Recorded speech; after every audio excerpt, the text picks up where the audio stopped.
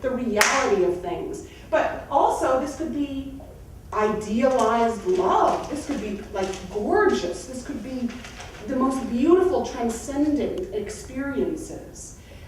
Experiences that are uplifting, experiences that are that change your life because you're suddenly sensitive in a new way. So, you know, at its worst, you're in illusion and fantasy, and you can't quite, you put people on pedestals, you have ideas of how love should be, and you're not in the reality of it. So, you know, conjunct, by the way, is never, when they're sitting next to each other, it's neither positive nor negative. It just depends on how you use them, okay? Yeah, and you know, whenever you have a transit like that, you could create beautiful, beautiful transcendent art under a transit like that as well. Or you could totally be deluded and fall in love with some completely inappropriate person, or fall in love with a picture in a book, you know, okay? And finally, Venus and Pluto together, this is intense, all right? This is love. If they're sitting next to each other, it could be intense relationships with women, it could be intense love experiences, it could be transformative art. It's sort of like having Venus in Scorpio. It's potent, it's powerful, it's oftentimes indicates some kind of loss in love, loss of someone you love. Either like a horrible breakup or actual death, or, you know, if they're square one another or opposing one another, it could be profound loss. It could also be great transformation through relationship or through your artistic experience. So, you know, someday I want to create like an astro drama experience where, in fact, like, you know, you're standing in a circle, and, you know, I'm you know, let's say I'm Kim's Venus and Lynn is her Pluto, and we have a dialogue about, you know, let's find a really juicy, intense experience in love. You know, I mean, we go back and forth, and Kim would be watching and listening to that. But in your own way, you can sort of write about how your planet, you know, the conversations your planet Venus might be having with different planets. Do you know, like, if Venus is square Saturn, how do I bring those boundaries in? How do I bring in the discipline without it feeling horrible? Do you know, or yes? You were ASC. Ascendant, your ascendant. Yeah, so when Venus is trying the ascendant, is that right for you? Yes. Yeah, when Venus is trying the ascendant, and somebody else has midheaven on their sheet and somebody else has ascendant too. The ascendant is like Venus is working really well with the soul's calling. The soul's calling is the ascendant, and Venus is saying, I'll help you with that. I'll help you have your vision, your Sagittarius vision.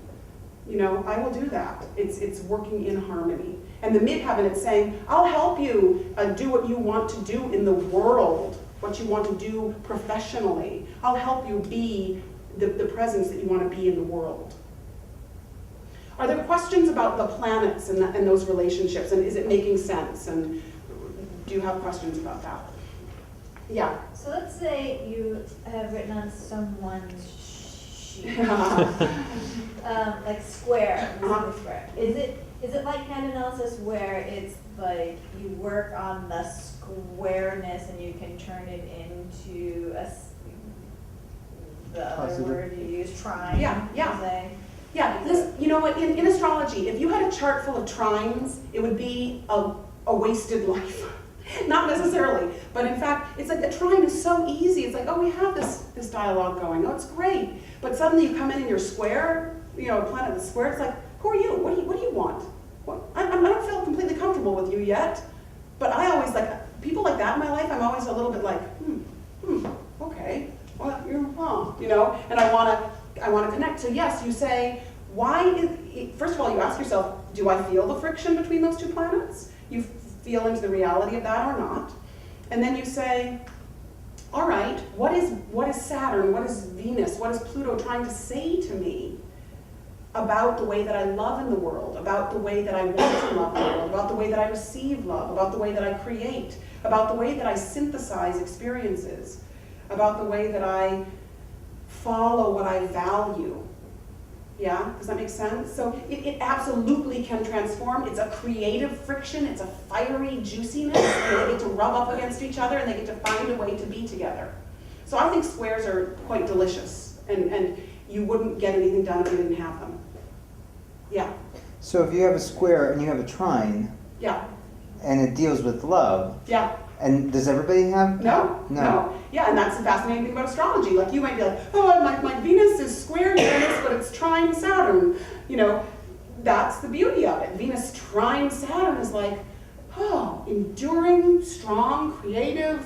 You know, if I find a partner, we'll probably stick together kind of, you know, energy. But the Uranus is always going to creep in there a little bit and go like, well, I need my freedom, you know, and or whatever it is, you know. And so it's always going to be a little bit of a little voice that you have to listen to and then continue to integrate. It's all, with a square, you almost always just have to be like, okay, I'm listening, okay, and you need to integrate that somehow. So then does it make it Easier to, well, I'm sorry, go ahead. okay, I have the opposite of what you just described. I have a square Saturn and trine Uranus. Yeah. And so is it easier to deal with my Uranus in a relationship or to deal with the Saturn and, you know? Well, listen to that example. Venus, trine Uranus. Okay, I'll embrace the alternative, I'll embrace the unconventional, but square Saturn, it's kind of scary to do it. It's kind of scary to commit to that. It's kind of scary to open my heart. It's kind of scary to trust that. And so you might find that in your creativity, it's like, oh yeah, good. You know, the Venus Uranus might be working in your creative life, and you know, the Venus Saturn might be working in your romantic life, or vice versa. Do you know? But it's actually good to have that blend, and you just get to work on them both. And the Venus Uranus, let's do this unusual thing, is going to help you step out of the caution part of the Saturn square Venus. It's always a dance. So it's not just relationships, it's also in terms of creativity. Absolutely, yeah. You see, we don't want to minimize Venus to just romance. We don't want to minimize Venus to just, this is our love relationship. You know, it's about how we love ourselves, how we love in the world. It's about how we extract value. It's about how we